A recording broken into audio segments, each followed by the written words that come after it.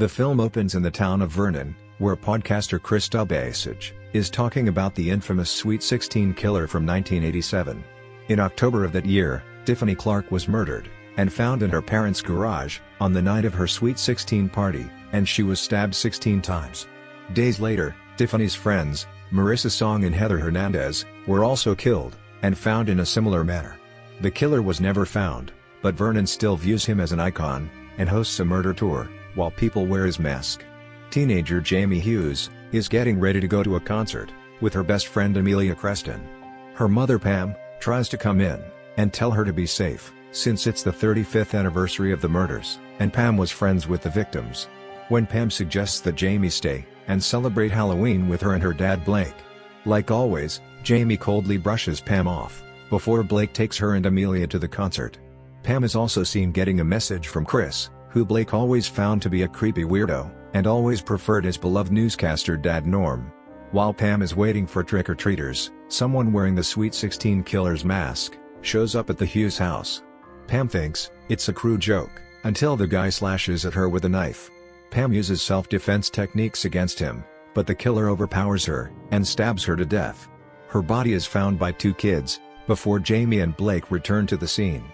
Jamie is left crying in her room, regretting the last thing she said to her mom. At school, Principal Doug Summers offers his condolences to Jamie, while Sheriff Carol Lim suggests Jamie is a suspect or knows something about the killer's identity. Jamie fires back at her, saying she is as useless as her own sheriff father was in catching the killer back in 1987. Jamie later joins Amelia at the site of the school science fair, where her project is a working time machine, based off the designs of her mother Lauren. While it is not complete, Amelia has the travel date set to October 27, 1987, which is the night of Tiffany's murder, when the killing spree began. Jamie later contacts Chris, since she knew he and Pam were texting, with hopes that they may uncover the killer's identity. Chris shows Jamie a note that was supposedly left in Pam's locker in high school by the killer, warning her she was going to be next. When Jamie returns to join Amelia at the fair, the killer appears and chases after Jamie. She hides in the photo booth, where the time machine is, and the killer activates it by stabbing the control panel. Jamie time travels to 1987. She is taken to the high school to look for the young Pam, and is instantly enrolled as a new student. She meets Pam, who is the most popular mean girl at the school, alongside Tiffany, Marissa, and Heather, who are all called the Mollies, because they like to dress like Molly Ringwald. Jamie ends up playing dodgeball in gym class with them, and Pam repeatedly hits her with multiple balls. After class, Jamie introduces herself to the girls, and tries to find a way to get Tiffany to cancel her Sweet 16 party for that night, but just gets rudely told off by Pam. Jamie first goes to find Sheriff Dennis Lamb, who is Kara's father, to try and warn him that murders will begin happening. She then goes to find the young Lauren, who is a science nerd, like Amelia will be. Jamie explains her situation, like the plot of Back to the Future, and how she needs to find the killer and return home as soon as possible. She convinces Lauren by showing her her iPhone, and then taking her to the photo booth, where the machine is. Lauren gets her tools to try and fix it.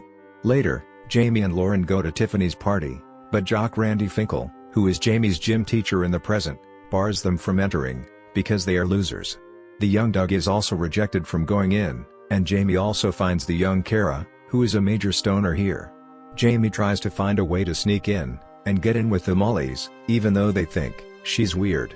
She sees the young Blake and gets grossed out after briefly finding him hot, and he is already dating Tiffany. Randy ends up throwing her out again. When Jamie gets back inside, she witnesses Blake and Tiffany fighting, and Jamie inadvertently convinces Tiffany to hook up with a classmate named Eddie Royal, who is a super famous rock star that Jamie is a fan of. Tiffany and Eddie go to her parents' bedroom to make out, and Jamie starts going all around the house, looking for Tiffany, when she doesn't appear in the garage. Eddie disappears, and the killer emerges from the closet to begin stabbing Tiffany to death on the waterbed. Jamie and Pam arrive too late to find her dead. Jamie and Lauren accompany a traumatized Pam home, where they see that she is rude to her mother. Back in the present, Blake notices Jamie has gone missing, and he suspects Chris had something to do with it. Amelia sees her time machine, and figures Jamie was sent back in time. She gets help from Chris, as they find new crime scene photos of Tiffany's murder, since they remember her being found in the garage, unlike now, where it was her parents' bedroom. Amelia also notices a message on the waterbed, from Jamie saying, "Stab the machine," cluing her in that another metal conductor is needed to make the machine work. Jamie returns to school with the girls, and learns about a student, called Fat Trish, who died after driving drunk. Trish had a brother, that everyone calls Lurch, that works at the fair, and is known to creep others out. Jamie later joins Pam, Marissa, and Heather, at the same cabin, where Marissa was murdered. Despite Jamie's protests to keep things small, Randy, Kara, and Blake also show up for festivities. Jamie also tries to prevent Pam from hooking up with Blake so soon, for fear of messing something up in the future. When Jamie gets locked out of the cabin, she sees the killer entering, and tries to warn Kara and Randy. Jamie then sees the killer going after Heather, instead of Marissa. The killer chases Heather, and stabs her to death in the living room. Jamie and Blake manage to fight the killer off, and send him running. Lauren later tells Jamie that her phone, which is going to help her return to her time period, is running low on battery, and if it gets to zero, Jamie will be stuck in 1987 forever. At the fair, Jamie sees the ride, the quantum drop, and thinks it can be an alternate source of power. Jamie only remembers it because Pam had mentioned that she found out she was pregnant with Jamie while on that ride. Jamie then sees Lurch, suspecting he is the killer. She goes into his van, and is found by him, but he just has video game cartridges everywhere. Lurch catches Jamie, and tells her he is not a killer, but he does have an interest in wanting to develop games. The rest of the group shows up at the fair, while in the present, Amelia is closer to fixing her machine. The group gets stalked by the killer, inside a haunted house. As he goes after Marissa, the others fight back against him, ending with Kara impaling the killer with a scythe. Jamie unmasks the killer, revealing him to be Doug. Pam then remembers that Doug was Trish's boyfriend. Marissa then realizes that Doug knew about a sleepover they had, where the Mollies invited Trish over, and got her drunk, because they wanted to know if she really had something with their coach. After crying in Tiffany's room, Trish drove home, and got into her fatal accident. Jamie starts to blame Pam, thinking she would allow Trish to do that, but Pam says that she was in a fight with Tiffany at that point, and was not at the sleepover. She also doesn't remember receiving a note in her locker, like what Chris had shown Jamie. Moments later, another killer shows up, and slashes Marissa's throat, forcing everyone to run. Also back in the present, Lauren finds Amelia knocked out, and the time machine is gone.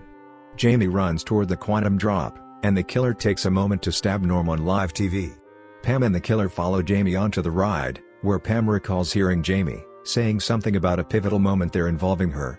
The killer stabs Pam, but Jamie ejects her from the ride, so she can be safe. The killer is revealed to be Chris, who killed Pam and his own dad, to kickstart a new killing spree, so he can profit off of it with his podcast. He attempts to kill Jamie, as the time machine activates, but Jamie shoots him with Lauren's nail gun, and kicks him against the walls of the machine, causing Chris to explode into pink mist. Jamie returns to the present, and is elated to find Pam alive. Lauren and Amelia show up moments later, letting them know that their efforts to save Jamie worked. Lauren privately talks to Jamie outside, letting her know that a lot has changed since she altered the past, so she gives her a notebook to check in on all the differences. A young man shows up at the house, revealed to be Jamie's 34-year-old brother, who is actually the one named Jamie, and the main Jamie is now called Colette. The ending text of Lauren's notebook reveals more differences, such as how Pam and Blake got together immediately, leading to Jamie having an older brother with a husband and daughter. Pam also has a better relationship with her mom. Randy became the school principal, and Kara is now chief of police, and Amelia is still Jamie's best friend and a genius. Lurch became a video game developer, and started an anti-bullying organization in honor of Trish. Chris is still alive now, since his father's murder traumatized him, and led him to become a monk, but Lauren still keeps tabs on him. So friends, I'm signing off from this masterpiece. Next time I'll be back with another good one. Until then, goodbye.